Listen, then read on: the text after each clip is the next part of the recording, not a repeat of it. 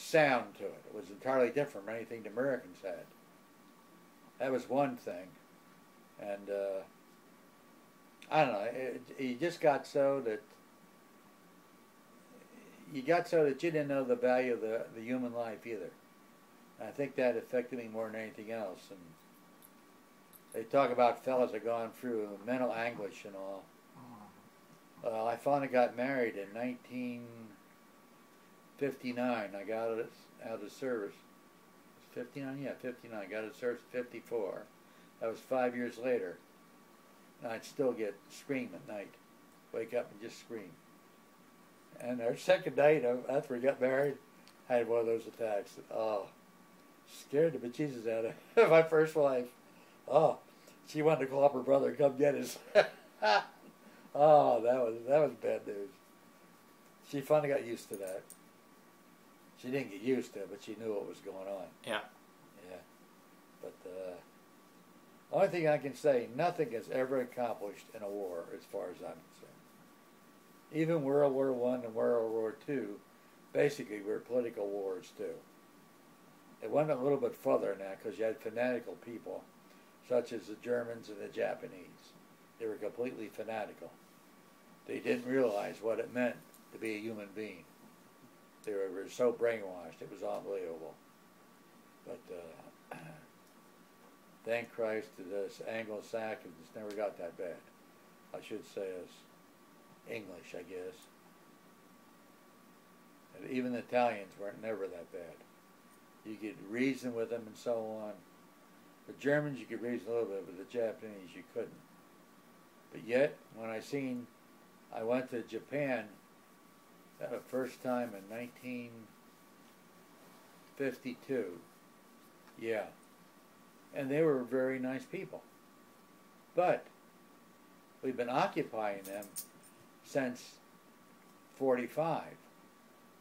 So that gave them 7 years. And really, the person who became their hero was MacArthur, believe it or not. I took the pictures of MacArthur when President Truman sacked him. You know, when they took away his job. And the Japanese people were actually crying to see him going, because they considered him as their next Hirohito. But he treated them as human beings, not as subservient. And they really, really dug that.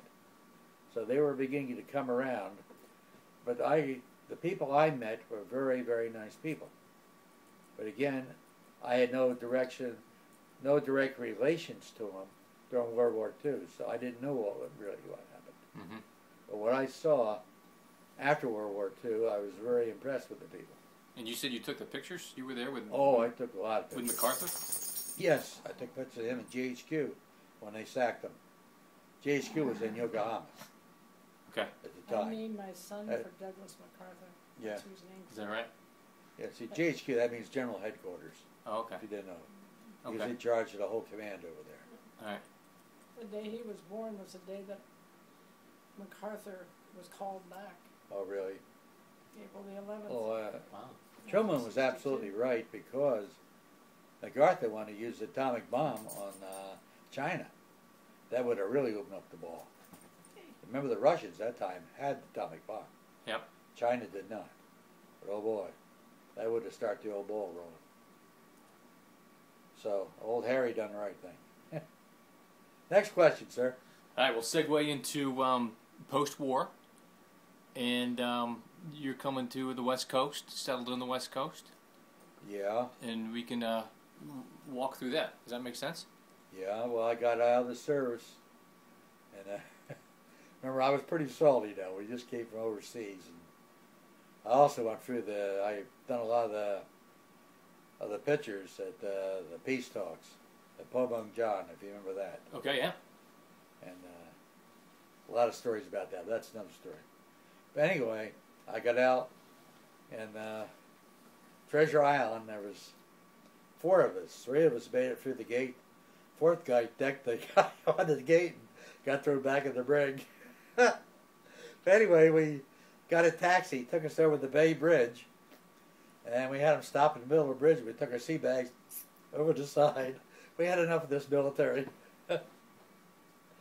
And I had the GI Bill, and I started back to City College, then UCLA. But I was no more ready to start studying in college. I was to bark at the moon.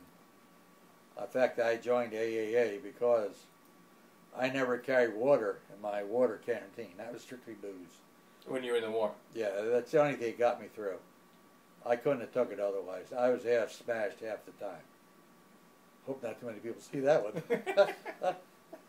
Well, we're going to blackmail you, so it doesn't matter. But I don't know.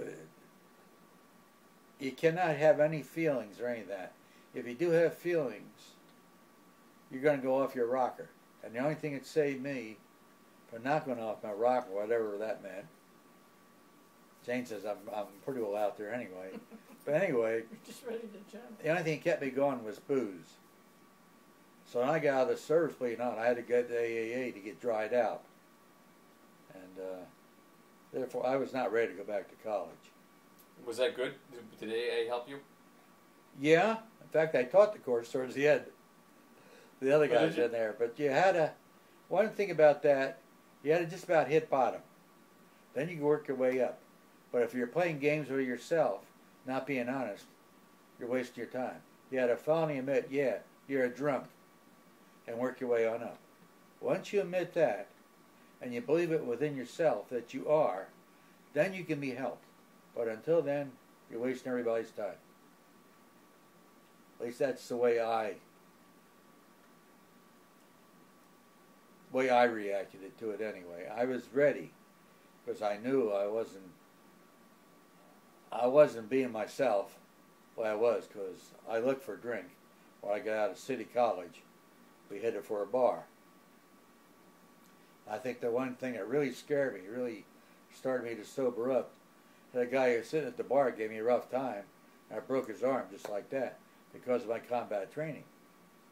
And the judge, I went before the judge. The judge said, you know, you got two things to do here. Stay the way you are, and you're going to end up in the jug, unless you can start straightening yourself out.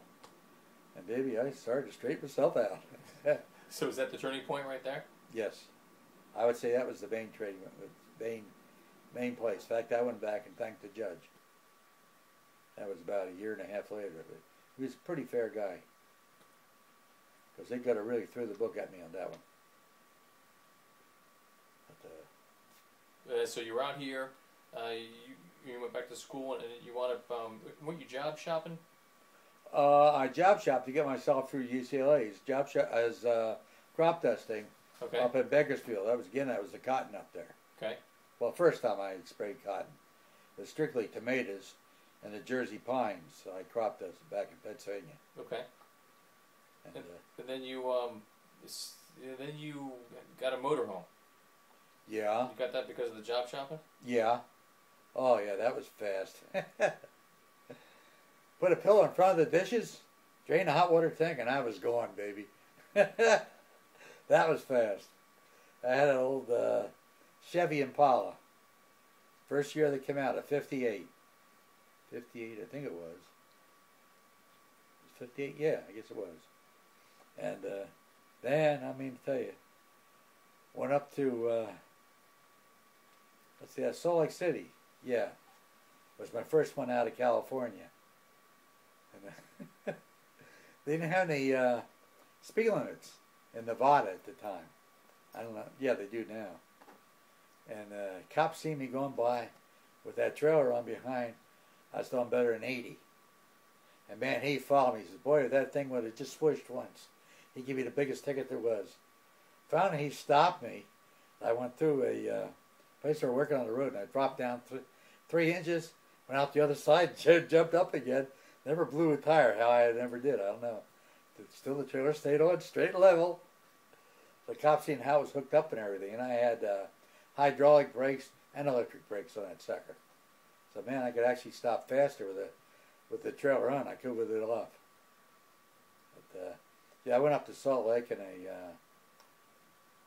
30-foot motorhome trailer, and married my wife up there. They lived in the trailer. We go back to Burbank. No, we didn't live it when I was in Burbank. We brought the trailer back. Where did I have the? I don't know. I left the trailer somewhere. And finally, we ended up in Santa Barbara. I lived in the trailer for about a year there, then bought a house. Yeah, that was interesting.